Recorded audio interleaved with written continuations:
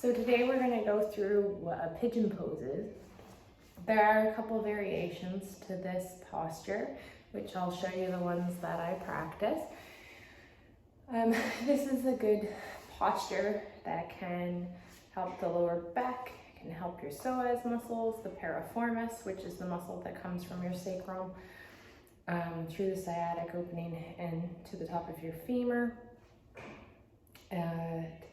Is good for if you're doing the one leaned over. It can help with digestion. The abs, it can help those. Hip flexors. The chakras that it is good for is your root, your sacral, your solar, your heart, get your throat worked in it, and your third eye. So it's pretty much most of those basic chakras that people know about, those energy centers, so it can help awaken and energize them, bring them into balance, because they can be overactive, underactive, sluggish asleep. So this posture will also help open the hips up.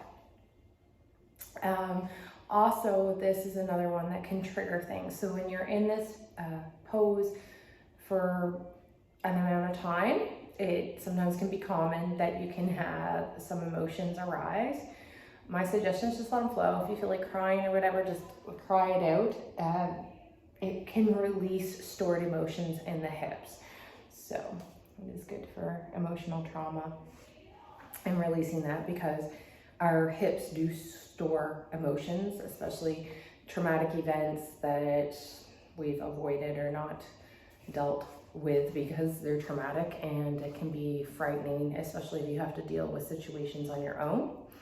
Trauma could be anything that is trauma to you. There's no way to really label a person's trauma. So one trauma is not worse than someone else's trauma, because the body will handle it in the same manner. So this trauma can also lead to very tight hips. Mind you, there are other things like jogging and not stretching and just genetic predisposition for tight hips. So if you have tight hips, don't think, oh, I have all this stored trauma, da, da, da. No, it's just one of the common factors for that.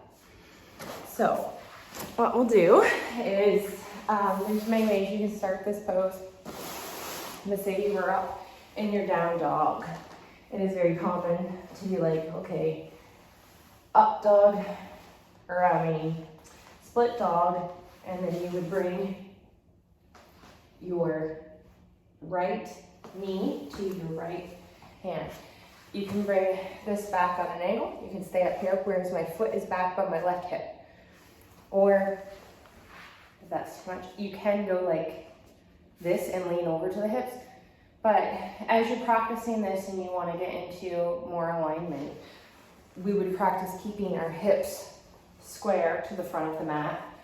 Over here, my bum cheek is up off of the floor, so I could practice putting a brick underneath that bum cheek to really relax.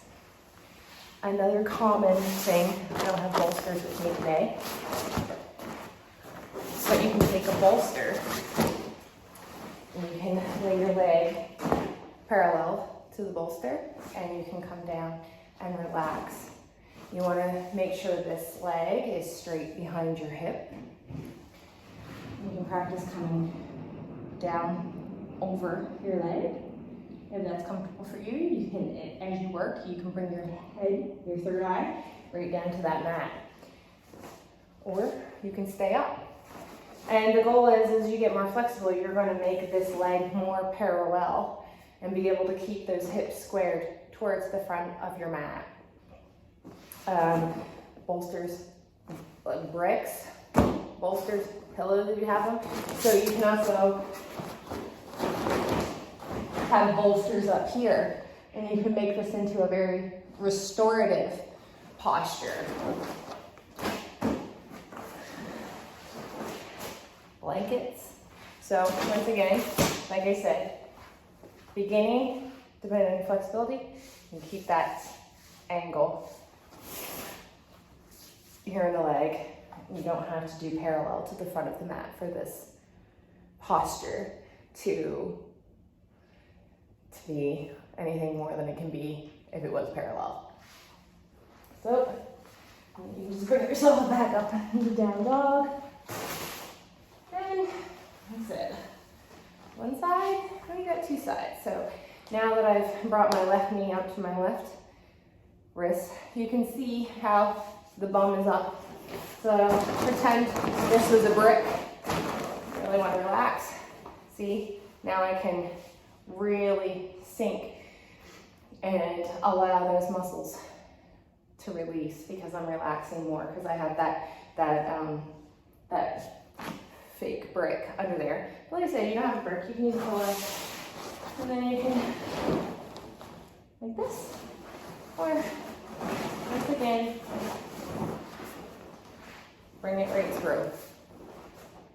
So that is your pigeon. Now in pigeon, you can also really arch that back. You can bring your arms up if you want. I'll show you while you're sitting. Things are in pigeon. If you want, you can stay up and you can bring those arms back and bring that back bend into it also. I hope that you can get some use out of this and have a really good day. It is a great posture. It's one of my favorite postures. Whether I'm jogging or adding it into a sequence, I hope that you can enjoy it as much as I do.